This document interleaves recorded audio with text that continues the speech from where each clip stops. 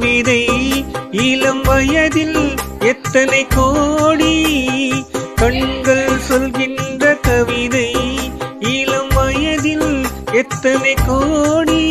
என்றும் காதலை கொண்டாடும் காவியமே புதுமை மலரும் இனிமை அந்த மயக்கத்தில் இணைவது உறவுக்கு பெருமை சின்ன கண்ணன் அழைக்கிறான் சின்ன கண்ணன் அழைக்கிறான்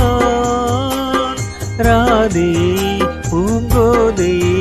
அவள் மனம் கொண்ட ரகசிய ராகத்தை பாடி சின்ன கண்ணன் அழைக்கிறான்